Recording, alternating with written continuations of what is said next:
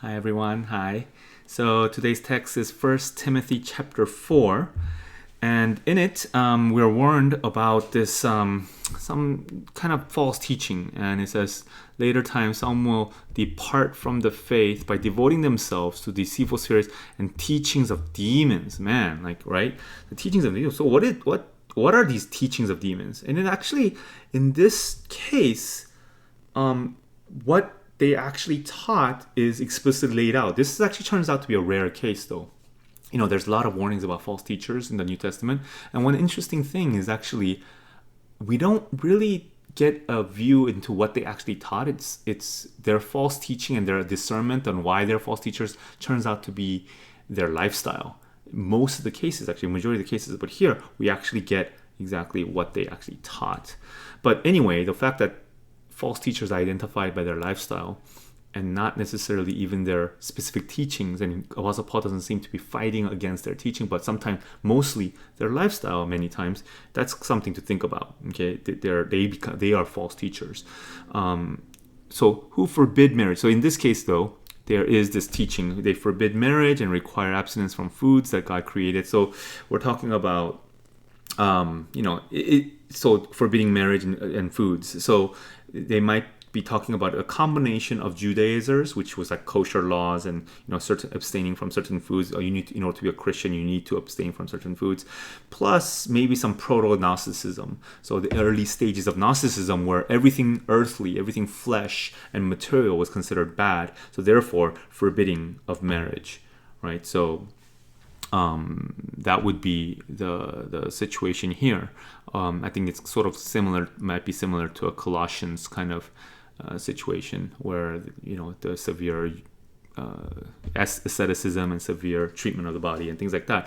Another aspect of false teaching was that they would chase after silly myths, and actually, I think oftentimes Christians can kind of get into this. They can get into the mystical or mythological interpretations of the end times. I've seen my share of it.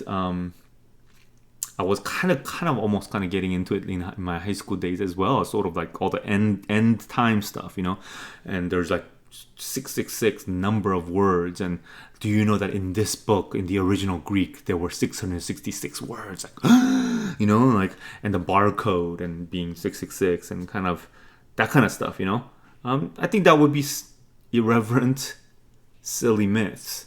Doing math with the number of words and punctuations of the New Testament, for example.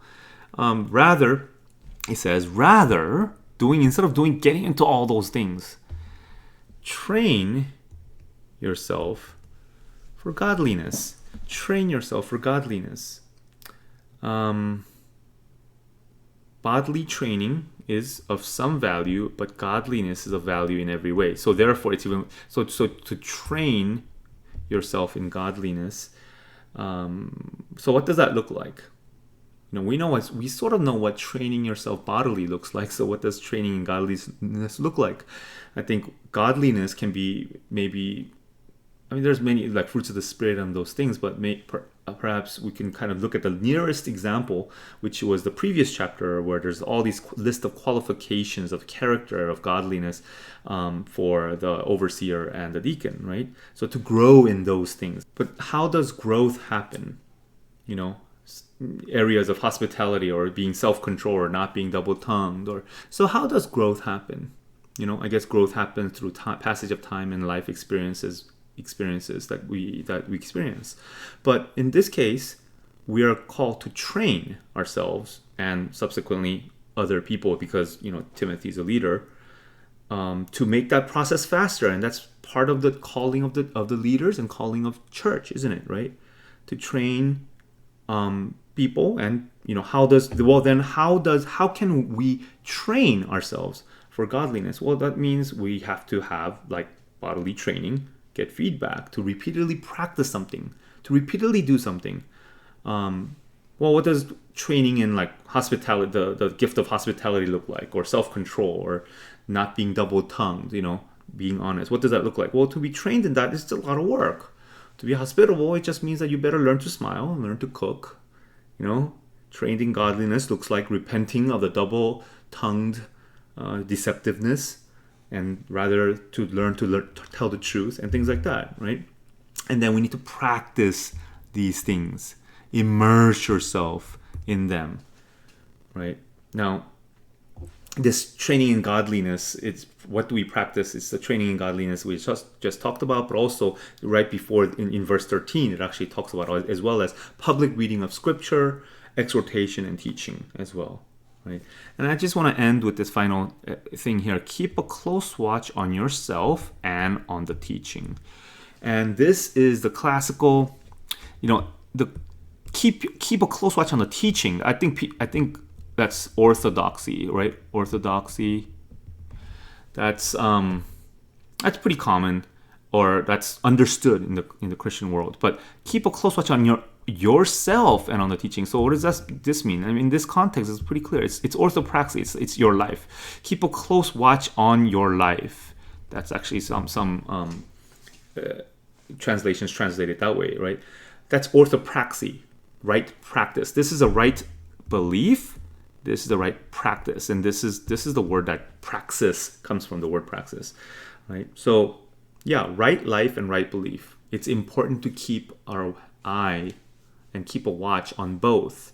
I think modern people in the church focus on orthodoxy, and like totally understandable if somebody gets corrected or even disciplined for teaching the wrong doctrine, right?